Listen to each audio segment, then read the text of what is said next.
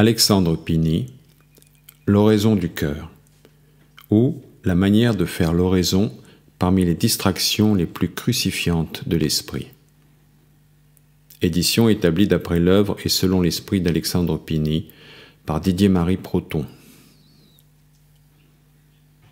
Aux praticiens de l'oraison du séminaire de l'Immaculée Conception de la Castille, Toulon. Présentation. Comme tant d'autres auteurs spirituels du XVIIe siècle, le père Alexandre Pini doit à Henri Bremond d'être sorti de l'oubli où il était depuis plus de 2 siècles, grâce aux pages denses et élogieuses qu'il lui consacre dans son histoire littéraire. À leur suite, comme en écho, suivirent quelques rares articles, une notice dans le dictionnaire de spiritualité, une autre dans le dictionnaire de théologie catholique et la réédition en 1942 de l'oraison du cœur que Bremond considère comme son chef-d'œuvre. Depuis, à notre connaissance, rien, ou presque, n'était l'épaisse, difficile mais remarquable et complète étude par laquelle Daniel Vidal, introduite aux 180 lettres spirituelles que le père Pini adressa aux religieuses et aux ecclésiastiques du monastère des Annonciades de Sainte-Europe, près d'Arpajon entre 1683 et 1686, étude qui déborde largement l'occasion qui l'a suscitée.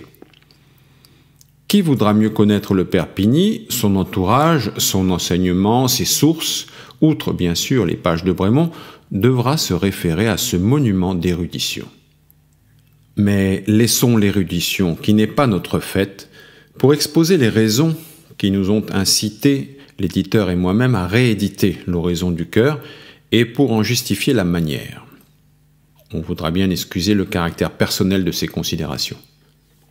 C'est en fouillant dans les rayonnages oubliés d'une bibliothèque de séminaire que l'auteur de cette présentation découvrit un exemplaire poussiéreux de l'oraison du cœur, dans la réédition de 1942.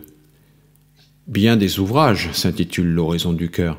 Aussi, n'est-ce pas le titre qui piqua sa curiosité, mais plutôt le sous-titre, et plus précisément, dans le sous-titre, l'adjectif crucifiante, par lequel un dominicain inconnu de lui qualifiait les distractions. Crucifiante, vraiment. Voilà qui était un peu fort, surtout sous la plume d'un auteur écrivant en un siècle où, en manière de style, on prisait particulièrement la litote. Une expérience douloureuse se cachait certainement sous le surprenant adjectif. Il fallait y voir de plus près. Le lecteur découvrit alors une doctrine admirable, mais exposée et, disons-le, gâchée de la plus impossible manière. Bremond est indulgent lorsque, parlant de Pini, il dit que la séduction n'est pas sa qualité maîtresse. Il est plus proche de la vérité lorsqu'il parle de la pesanteur et de l'inélégance congénitale de sa plume. Mais c'est encore dire trop peu. En vérité, Pini est illisible. Soyons clairs, ce n'est point la langue de son temps qui le fait illisible.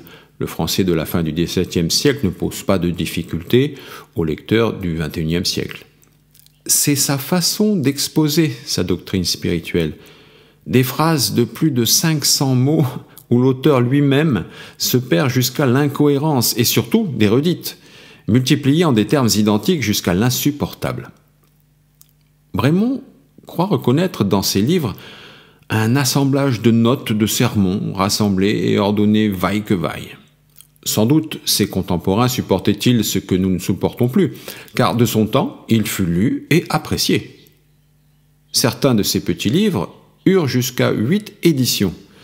Notons toutefois, qui n'est point sans signification, qu'au XIXe siècle, chose courante à l'époque, on ne réédita ces ouvrages qu'après les avoir réécrits.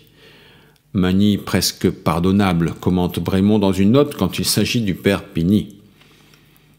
Le livre resta sur ma table quelques semaines, ne me résolvant pas à le renvoyer à l'obscurité d'où je l'avais tiré, tant me paraissait précieuse la doctrine que j'y avais découverte. J'entrevoyais les effets pacifiants qu'elle pouvait produire, surtout sur les commerçants les plus généreux, souvent inquiets de la qualité de leur oraison, leur crainte de mal prier, exacerbant les difficultés qu'ils y rencontrent. Pour vérifier mon jugement, je demandai l'avis des moniales dominicaines de Saint-Maximin. De Pigny, elles ne connaissaient que le nom, mais l'oraison du cœur était dans leur bibliothèque. 2 d'entre elles se dévouèrent. Le verdict tomba. Pigny est impossible. Quelques chapitres avaient suffi. Pour garder le meilleur, il fallait donc élaguer. C'est là un genre de travail que l'on n'entreprend pas sans scrupule.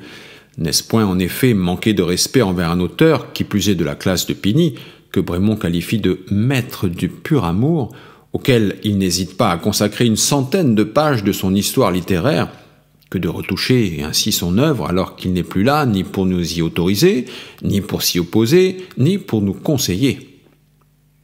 J'en ai donc pris le risque, et peut-être devrais-je lui demander de m'absoudre si, Dieu faisant miséricorde, je devais le croiser dans l'éternité bienheureuse. Voici donc cette édition remaniée de l'oraison du cœur. Les phrases ont été scindées, les redites supprimées. Je puis assurer qu'il n'y manque pas une seule idée du père Pigny et que je n'en ai introduite aucune qui lui fût étrangère. Ainsi présenté, on pourra mieux juger, je l'espère, de l'excellence de l'enseignement dispensé par Alexandre Pigny. Si diffuse qu'en soit la forme, le message du père Pigny est simple, abordable à quiconque se préoccupe des choses de l'âme. Il est celui d'un praticien et d'un maître de vie spirituelle. Pigny a manifestement vécu ce qu'il enseigne. Son ministère de direction spirituelle l'a amené à formuler une manière d'oraison qui porte au cœur de sa démarche l'acceptation paisible des involontaires distractions, si crucifiantes soient-elles, qui assaillent certaines âmes à peine se sont-elles mises en prière.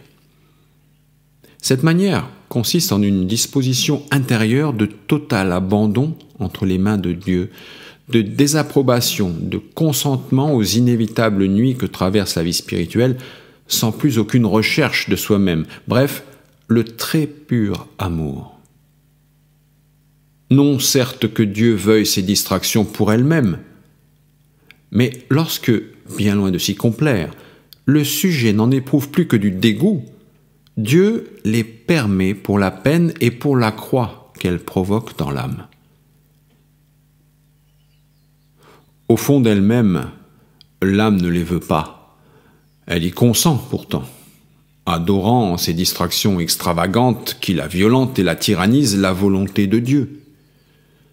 Rejoignant la tradition des maîtres de vie spirituelle, Pigny invite l'âme à ne plus se préoccuper de ces distractions. Seul importe son amour pour Dieu. Pratiquer l'oraison du cœur, c'est aimer Dieu et se maintenir dans l'abandon. Pratiquer l'oraison du cœur, c'est aimer Dieu et se maintenir dans l'abandon. Mais comment être assuré que l'on aime Dieu? Pigny répond, et c'est là sans doute le cœur de sa doctrine. Vouloir aimer, c'est aimer. La volonté régente l'amour. Pigny se situe bien dans le sillage de saint François de Sales. De cela, Pigny conclut que, à la différence de la méditation, ou de l'oraison de repos, ou de l'oraison de contemplation, l'oraison du cœur est à la portée de tous, puisqu'il suffit de la vouloir sincèrement et véritablement pour être uni à Dieu, comme il suffit de vouloir aimer pour aimer. Si l'amour procède de la volonté procède de l'amour. L'oraison du cœur accomplit l'un et l'autre comme une même chose. Qui ne peut aimer? Qui ne peut vouloir? Le consentement à tout ce qui advient dans la vie spirituelle suppose la ferme conviction que nous sommes entre les mains de Dieu et qu'il n'ordonne rien, jamais, qui ne soit pour notre bien. Vue sous un angle différent, la doctrine de Pigny sur l'oraison du cœur se ramène finalement à expliquer les épreuves intérieures de celui qui pratique l'oraison afin qu'il y consente. Comme l'écrit Brémond, il le fait avec un centre unique de perspective, le jardin des Oliviers, le calvaire. Les croix et les tribulations sont les moyens privilégiés dont Dieu se sert pour façonner à son image notre être profond. Il s'agit donc de laisser Dieu faire, plus que de faire. Nous ne mourrons jamais à notre volonté propre tant que nous choisirons la voie du faire et que nous la préférerons à celle du laisser Dieu faire. Pini n'est pas quiétiste. La volonté du laisser Dieu faire, paradoxalement, sollicite et engage plus profondément notre volonté que celle du faire. Henri Brémond, dans les pages mises en annexe, en apporte l'heureuse démonstration. Qu'il me soit permis d'ajouter ceci. J'ai confié la lecture de l'Oraison du cœur remaniée à quelques séminaristes d'ici. Je suis heureux de pouvoir dire qu'ils en ont tiré profit.